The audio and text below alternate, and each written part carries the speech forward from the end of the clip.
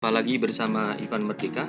Pada kesempatan ini saya akan memberikan informasi tentang penempatan bagi guru yang lulus seleksi P3K. Apakah dia akan ditempatkan di sekolah pilihannya, ataukah dia kembali ke sekolah asal, atau penempatannya secara acak? Kita akan bahas di sini. Namun sebelumnya, saya beritahukan, saya ada channel Ivan Merdeka yang di dalamnya terdapat berbagai macam informasi seputar dunia pendidikan di Indonesia, seputar seleksi calon aparatur sipil negara, seputar tutorial pendidikan, semua ada. Apabila Bapak Ibu belum subscribe, silahkan subscribe karena di dalamnya terdapat berbagai macam informasi. Ya, kita akan membahas di penempatan terkait guru yang lolos seleksi P3K. Perlu Bapak Ibu ketahui, di sini yang saya bagikan ini adalah slide resmi dari Kementerian Pendidikan, di mana di rapat kerjanya tentang persiapan seleksi guru P3K. Ya. Jadi bukan informasi hoax atau informasi bohong, tapi ini adalah slide resmi dari Kementerian Pendidikan tentang persiapan seleksi guru P3K. Ya, kita langsung ke slide ke-7 tentang penempatan.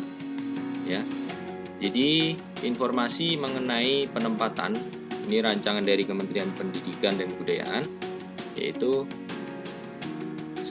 Peserta yang lulus passing grade dan ranking tertinggi akan ditempatkan di sekolah pilihannya. Ya, jadi Bapak Ibu yang lulus passing grade ini akan ditempatkan sesuai sekolah pilihannya ketika mendaftar. Ya, itu. Kemudian yang kedua, yaitu bagi peserta-peserta yang lulus passing grade tapi tidak mendapat tempat di sekolah pilihannya atau tidak lulus passing grade di ujian pertama dan kedua, dipersilahkan mendaftar ulang dan memilih formasi lagi untuk ujian berikutnya. Jadi seperti yang kita ketahui, ujian P3K ini terdiri dari 3 tahap. Ya. Bukan seperti seleksi aparatur sipil negara yang lain, tetapi kalau P3K khusus guru ini ada 3 kali tesnya. Jadi ketika ujian pertama tidak lulus, bisa kedua, ketiga. Jika pertama dan kedua tidak lulus, bisa ketiga. Jadi untuk poin kedua ini, penjelasannya bagi peserta yang lulus passing grade tapi tidak mendapat tempat di sekolah pilihannya atau tidak lulus passing grade di ujian pertama dan kedua, dipersilahkan mendaftar ulang dan memilih formasi lagi ketika ujian berikutnya, yaitu ujian yang ketiga. Ya. Untuk poin ketiga, setelah ujian seleksi ketiga, nah ini yang terakhir, ujian yang terakhir, peserta-peserta yang lulus passing grade dan ranking tertinggi akan ditempatkan di sekolah pilihannya. Nah, ini setelah ujian yang seleksi ketiga ya. Kemudian peserta-peserta yang lulus passing grade dan tidak mendapatkan tempat di sekolah pilihannya setelah ujian seleksi ketiga akan di-ranking kembali. Ya.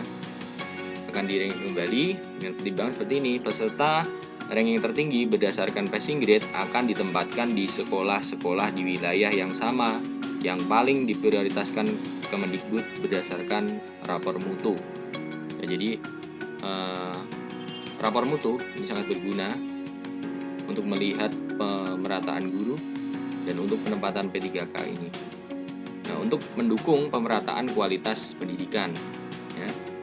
Selanjutnya, peserta bisa menolak penempatan mereka dan memilih untuk mendaftar di kesempatan berikutnya.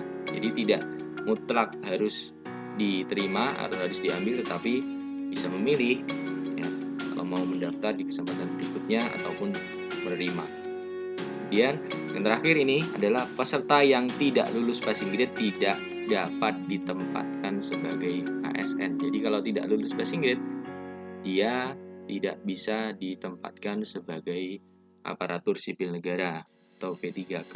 Ya. Karena P3K ini juga termasuk aparatur sipil negara.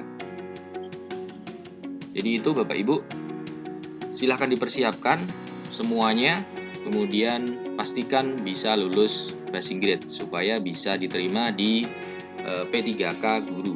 Ingat, tesnya 3 kali. Gunakan kesempatan sebaik mungkin, jangan sampai tidak lulus di tahun ini. Mudah-mudahan semuanya bisa lulus. Jangan lupa like, subscribe, dan komen apabila bermanfaat. Dan bermanfaat. Assalamualaikum warahmatullahi wabarakatuh.